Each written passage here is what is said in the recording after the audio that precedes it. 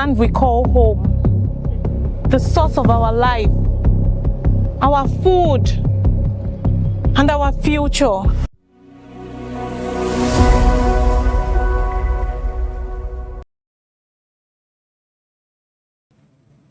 On Trends today, federal government confirms that 71 million Nigerians have received 25,000 naira cash transfer. Tinubu presidency to critics, Nigeria have been hungry since 1960. You can't judge us by that. Release Mazi Nnamdi Kanu immediately. A leader of the indigenous people of Biafra IPOB, says Senator Azuta Bata.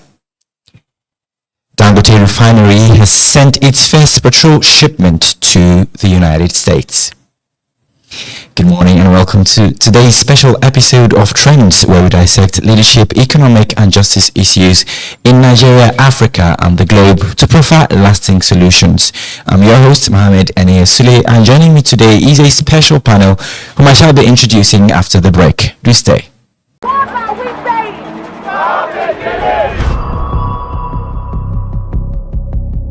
The land we call home, the source of our life, our food, and our future. A conflict that tears at the very heart of Nigeria. We see the pain, the shattered lives, and the broken trust. But what if we could mend what is broken?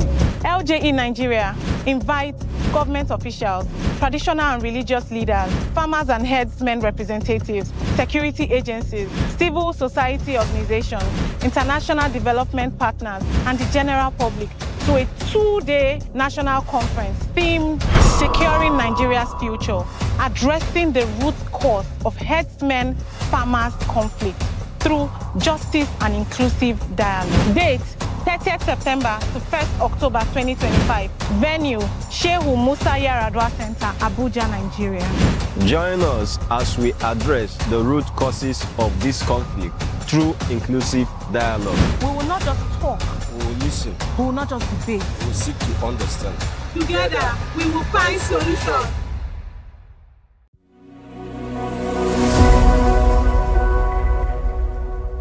Welcome back from that short break. This is still Trends with LJE, and our special panel for today. By my left, Mr. Shedrack Oka, Development Strategist. Thank you for making it a part of today's episode. Thank you for having me, Mo. And of course, Dr. Obinna Ife-Ando, an agripreneur and SDG enthusiast. Thank you for making it a part of today's program. Pleasure. All right. And our media analyst, Onwene Ejiofor, you know her by now. Thank you for making it a part of today's episode. Thank you for having me here, Mo. Right, quite interesting and troubling stories for Nigerians. The federal government has confirmed that over 71 million Nigerians have received cash transfers of over 25,000 naira each, with some beneficiaries receiving multiple payment. The Minister of Finance, Wale Edun, disclosed that a total of 330 billion has been disbursed through the National Social Safety Net Coordinating Office. The government has hailed the initiative as a major step in alleviating poverty and providing relief to the most vulnerable. However, the announcement has been met with skepticism from some quarters who question the program's reach, its sustainability, and the true impact on a population grappling with soaring inflation. Right, first question goes to you. I'm sure you have a lot of comments bubbling out there, but let's take this step by step. What are the potential impacts of such a large cash transfer program and its sustainability to solving Nigeria's poverty crisis? Well, thank you very much, Mo, and thank you, listeners and viewers on our show today. You know, they define madness as doing the same thing and expecting a different result. I think we are in the part of another mad, journey again towards freeing ourselves from being the global poverty, extreme poverty capital of the globe. Very unfortunate, but not surprising though. 71 million people through cash transfer, 330 billion is madness for me, because that does not in anywhere going to help us overcome the issues of poverty, hunger, and removing Nigeria as the global capital for extreme poverty is not going to do us any good.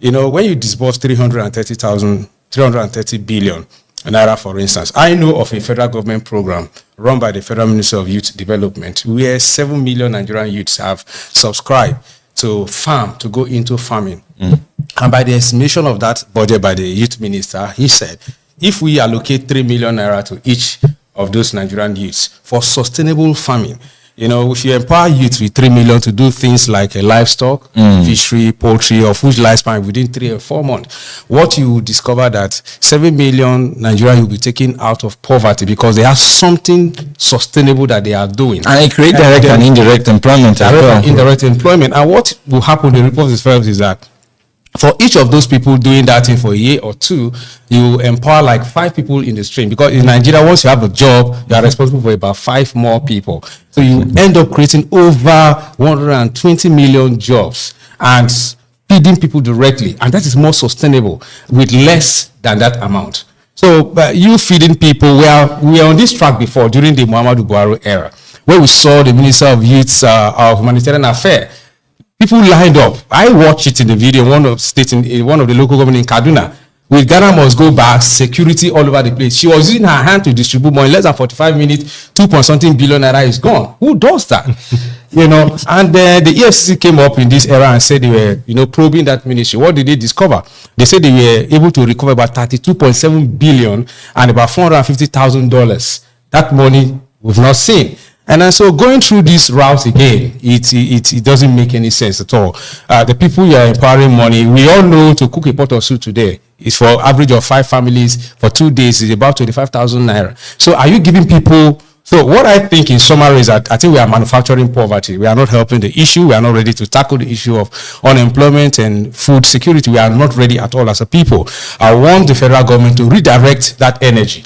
There are a lot of NGOs that are brought in a lot of creative ideas, initiative to help them fight poverty and food and hunger in the country. Let them channel that money. Leave people who will not die. People can stay for 3 days without food. What they should do, go to Federal Ministry of Agric and Federal Ministry of Youth. Take in some creative programs that they have designed to empower Nigerian youths. I can bet once you disburse only 250 billion alone, it will take us in less than 2-3 years. Then the effect will be felt when Nigeria will be removed as becoming the global capital for extreme poverty. It's laughable. Where has this result taken us to? We are manufacturing poverty as far as I'm concerned. Thank you very much. Over to you, Doctor. As an SDG enthusiast, poverty and reduction of extreme poverty is a very crucial thing. Do you think these monies given to the people they claim to have given it to would make or have any impact in their lives? Well, again, thank you for having me. Appreciate it. There's poverty in the land. There's hunger in the land. We know that. If this initiative actually goes to the right people, it will be a boost to actually help reduce poverty. But what do we know? 330 billion, is it underreported or inflated numbers? Because each person receiving 25,000 naira, 71 million people is over 1.7 trillion. And 330 billion is underreported or inflated numbers. So, I mean, it's going to alleviate poverty if we actually put the money in the right place where it's supposed to be. We need to empower people with not just money, but actually something that can be sustainable. Like Shadrach said earlier, agriculture is a way to do this. If you can empower them with the inputs, with either livestock, crop production, processing, packaging, the whole value chain, veterinary services, whatever it may be, give them the input, okay, to start with, give them the feed to run the program, set the timeline for the program. There's a gestation period for each livestock. Depends on what it is for example, aquaculture, fishery. We could do something like that, where you give them the fingerlings to start with, and you give them the feed that will last them 3 months to table size. At least we can see what they're doing and actually measure what you're doing. If you can't record it, you can't measure it. Right. So once we record this system, we measure what they're doing, we can be the off-takers as well, and that would actually create some kind of sustainability within our youths and women, okay, which is where we need to show impact. So, I mean, to me, I don't see where that would help because the numbers are not even correct. Right. It doesn't even show that it's everybody received it. You dispersed 330 billion to 71 million people. Doesn't even make sense. It doesn't even add up. But to close, it's something that we need to do. There's hunger in the land. Okay, we need food security. We need to work on this, and I would think agriculture or empowering people in agriculture could help alleviate hunger. Thank you very much. Our media analyst, I'm sure you've heard a lot of comments on social media. And my first question to you is, how many Nigerians online claimed they have received this money? You know, I was going. I think some of these initiatives are just to siphon funds because I don't know anybody that has benefited from this. Not a family member, not a friend, not my security, not people that live around me.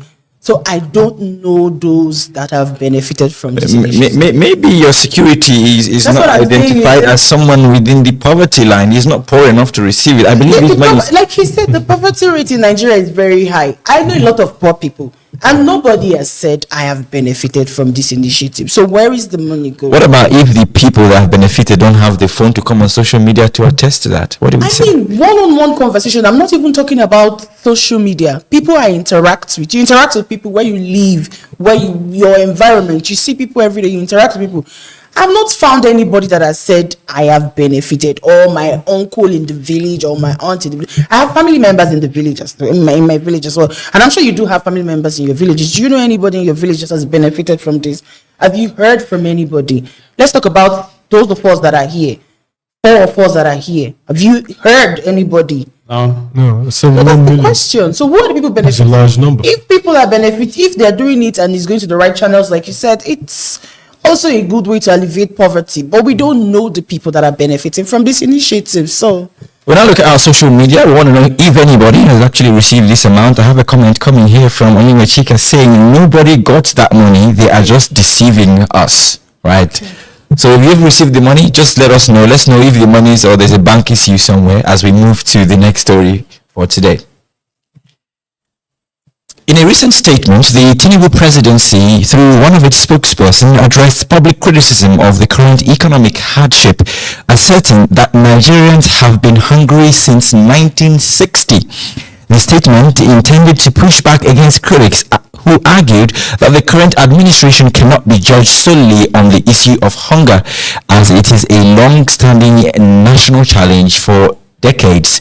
This comment has sparked a heated debate, with many Nigerians interpreting it as a minimization of the current struggles and a deflection of responsibility. My question goes to you, Mr. Shadrack. What is the political strategy behind the presidency's statement, and is it an effective way to address the current public discontent? Well, there is nothing like political strategy there. It's just a response from a bunch of people who don't know why they're in government. You know, we always say, when people say they should evaluate people, subject people to medical evaluation to check their mental status before coming close to power, people think they are joking. But there's nowhere in the world where a responsible government respond to critics with this kind of a sarcastic statement.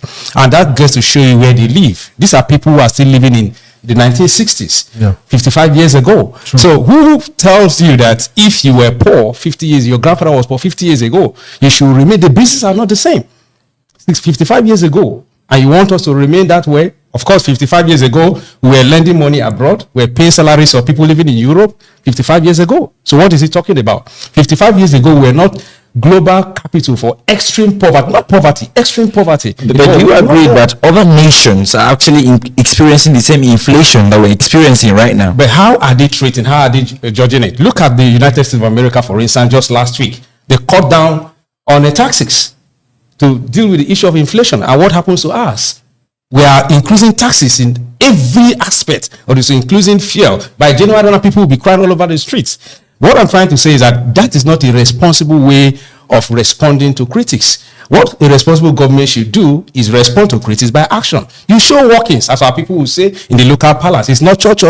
Show workings through productive, proactive, measurable policies, economic policies, not this type that is very harsh and that is, suffocating the people.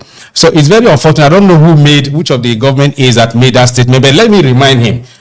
Your principal, Mr. President, campaigned and said, who is complaining about unemployment?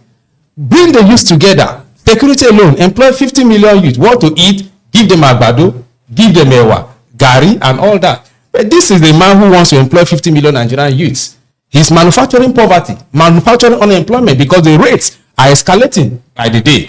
Unfortunately, rather than he look inward to see how he can help his principal get out of this quagmire that he has plunged Nigerians into, he's busy throwing sarcastic statements to Nigerians that are hungry. But one good thing is that we saw Chibike Amechi, who have been in government for over 20-something years, coming out to say that he's hungry as well. These are the kind of people that give them 2 years after government and they'll go back to the street begging their own friends that they have left, maybe doing carpentry work. So we don't blame whoever that person is.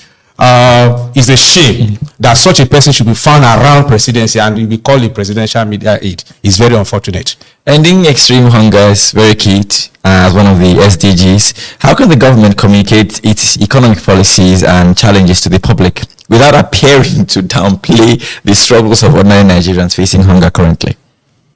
The only way they can address it is by doing something. Doing something that is noticeable, doing something that we can see.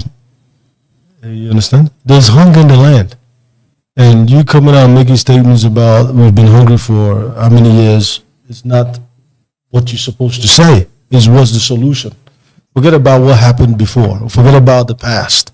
We're talking about the present now. Okay? You've changed. Everything has changed ever since you came into government. Right? Inflation is coming down by how many percent? I'm not sure, like 20-something%. But if it's so high, where can it go? You've taken it so high, so even if it comes down, we're still high. We're hungry. What's the salary now? What's the minimum wage? 70K? Mm-hmm. I don't know how many people will get 70K. I have over 300 employees. I don't want to pay none of my people 70K. And most people stay at the office because they can't afford transportation. If you're going back and forth from Lube to Wuse, you know how much transport is, right? And you have to eat. You understand? So we've been hungry for so long, and there's nothing you're doing to fix that problem. Food prices are going up. Farmers are struggling, angry, because just to supply water for irrigation, you have to buy diesel to run your generators, to buy solar. There's no electricity in the rural areas. Although they're trying to, rural electrification agencies trying to tackle that problem now, but at the same time, we have to go to the source. We have to get to the source. We have to work with our farmers. We have to subsidize something for our farmers, right? The inputs. We have to play a key role in this collaboration, right? Bring these cooperatives together, see how we can tackle this problem, okay? Reduce their logistics, reduce their inputs. Okay, when I first came into this game about 4 years ago into farming, I remember buying 1 bag of feed for broilers. I think it was Shukuma at that time. I don't remember the name, but it was about 2,700. Today, 1 bag is 28,000. You understand? How do you survive? Doesn't make any sense. Doesn't even add up.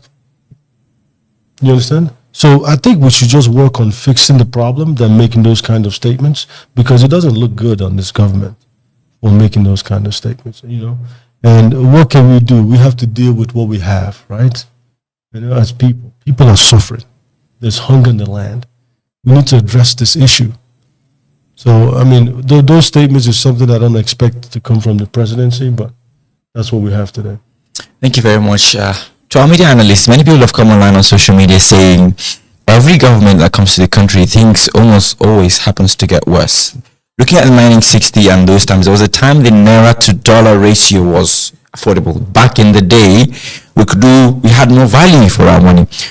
But do you think what they are saying currently, that Nigerians have been hungry? But the truth is, during these periods, people are complaining. So what's the difference between the complaint then and the complaint now? I'm asking. What's the difference between Nigerians complaining then? Because we still remember our parents then were still saying things are tough. Things are tough. Now, people are still saying things are tough. So what's the difference?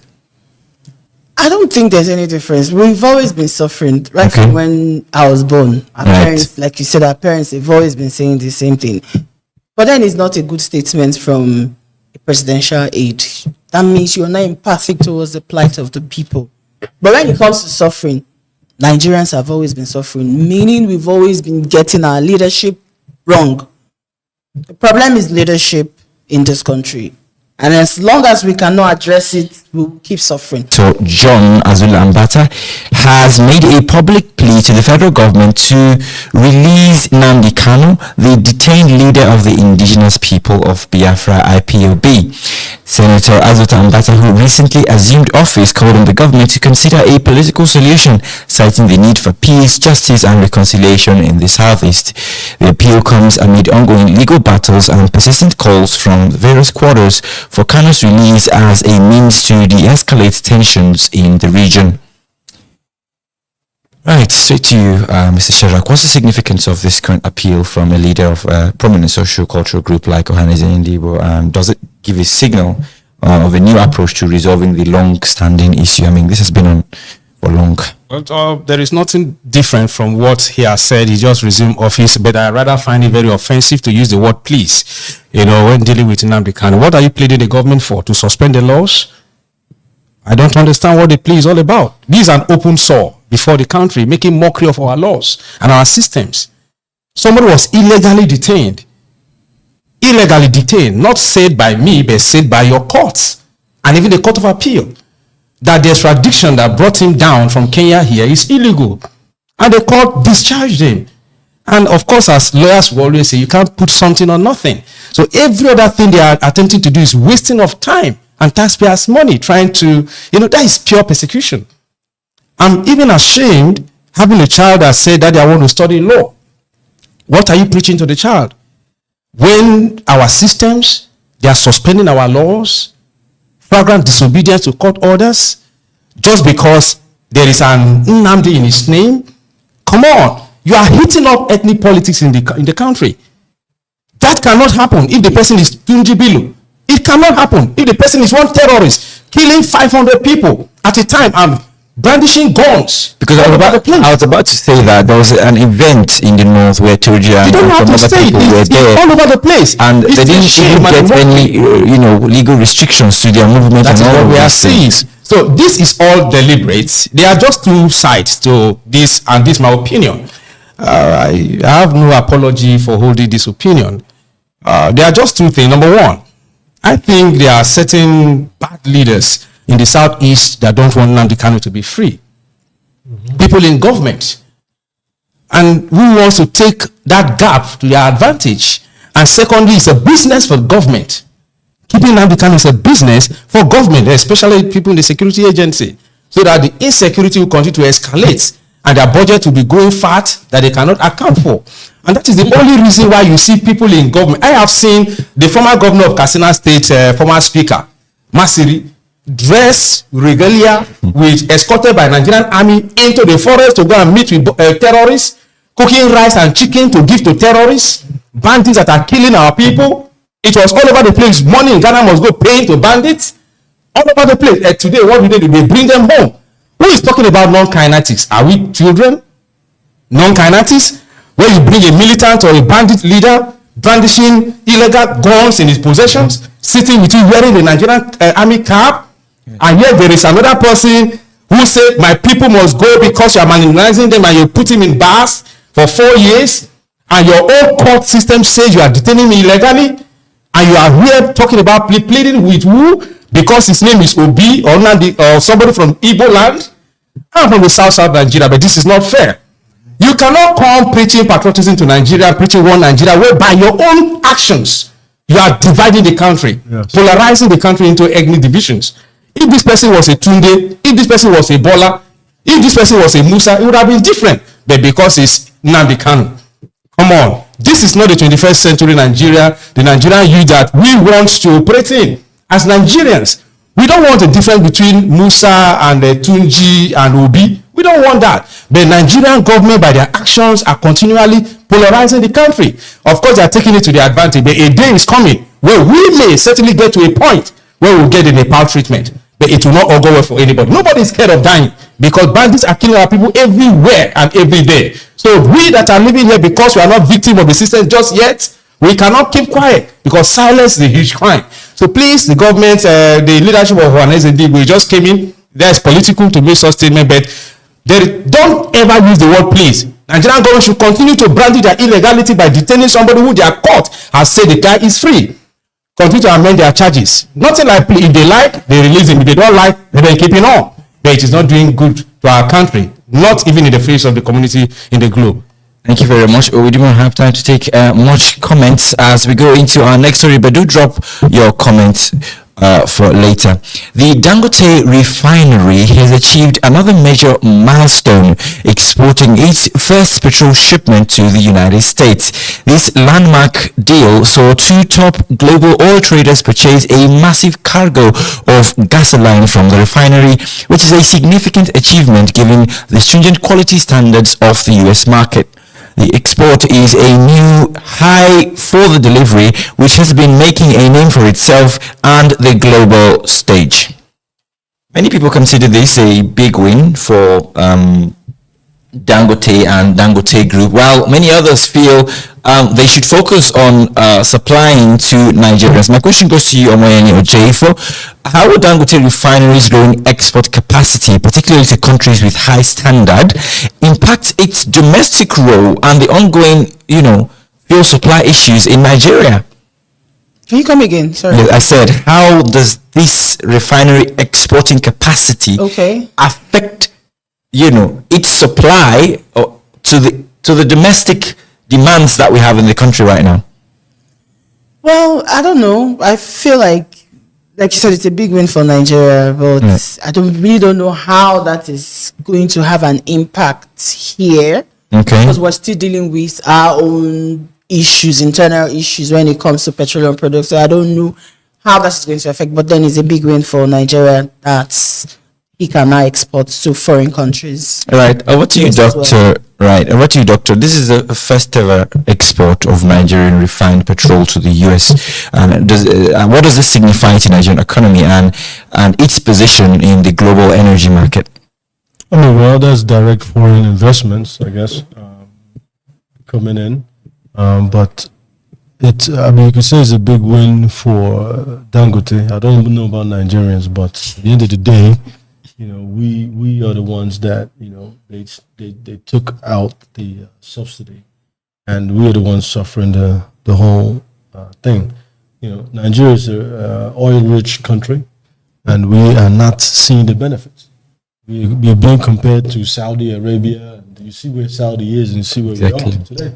So I don't know where the big win is. I don't know who. Nobody called me or gave me a prize for winning anything.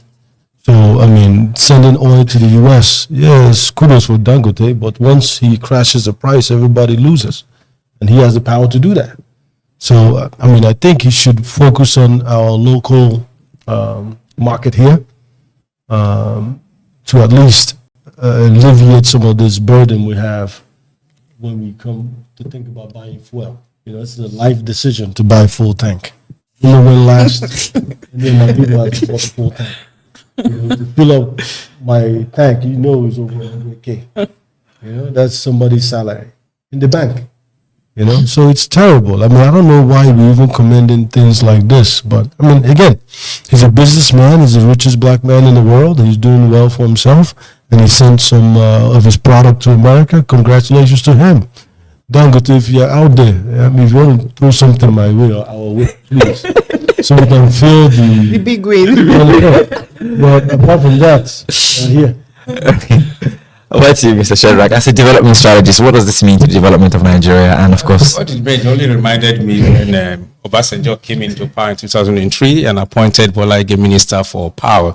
After a few weeks, Bola Ige wrote to Afenifere and told her that he wants to resign. And they asked him why. You see, there's evil spirit in the power sector. Then what Dangote have just done, just demystify the illusion, the might of evil spirit in the petroleum sector. There's no evil spirit anywhere. It's just wicked people, corrupt, greedy people who refuse to make things work. That's an individual who came with his own money, put into the ground. What the refineries that they have used to campaign several times is going to work, they didn't do, and this guy came with one hand and he's working. It shows that no evil spirit anywhere. People who just bad, corrupt, greedy people refuse to make things work for Nigeria. Yes. There's an individual businessman who has just done that. What that shows is that in every sector, Nigerians also have the capacity to invest in business that will bring foreign exchange to this country, and then we begin to see the effects massively affecting the citizens. But of course, they will not think they want to hide under somebody's umbrella to claim big wins. Big wins where? That's big wins for Dangote and not for Nigeria. Of course, Nigerians will always progress and develop. Nigeria as a country, so long as we have these leaders who think from under their feet, I don't think. So you don't think this won't affect domestic supply? How is it going to do that? Okay, 200 million Nigerians. Just wait and see from January, when you want to be paying tax in every fuel that you buy. Is it when we are going to start for big wins? Come on, it's not going to happen. All right, thank you very much. I see your comments. Thank you so much for being a part of today's episode. And of course, thank you our development strategist, Shadrach Oka, for being a part of today's program. And of course, our agripreneur and SDG enthusiast, thank you so much, Doctor. And our beautiful media analyst, Omoyene Jeffo, thank you for making it here today. Thank you. Let's have a look at our top stories. So the federal government said that 71 million Nigerians have received 25,000 naira cash transfer. Tinubu's presidency to critics: Nigerians have been hungry since 1960. You can't judge us by that. I also told you that release Mazi Nnamdi Kanu immediately, leader of the indigenous people of Biafra IPOB, says Senator Azuta Mbata. And our final story: Dangote Refinery has sent its first petrol shipment to the US. Don't forget, you can be a part of the LJE Nigeria National Conference by registering on our website at www.ljenigeria.org/con2025. You can also report a violation if you face one on our website. Thank you very much. You can still drop a comment on our social media platforms on YouTube, Facebook, Instagram, TikTok, LinkedIn, and X at LJE Nigeria. Do stay safe. Enjoy your weekend. See you on Monday. Bye for now.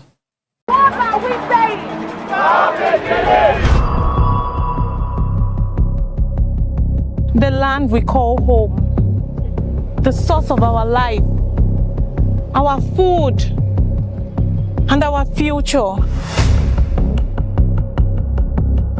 A conflict that tears at the very heart of Nigeria. We see the pain, the shattered lives, and the broken trust. But what if we could mend what is broken? LJE Nigeria invites government officials, traditional and religious leaders, farmers and herdsmen representatives, security agencies, civil society organizations, international development partners, and the general public to a 2-day national conference themed Securing Nigeria's Future, addressing the root cause of herdsmen-farmers conflict through justice and inclusive dialogue. Date: 30th September to 1st October 2025. Venue: Shehu Musa Yaradua Center, Abuja, Nigeria. Join us as we address the root causes of this conflict through inclusive dialogue. We will not just talk. We will listen. We will not just debate. We will seek to understand. Together, we will find solutions.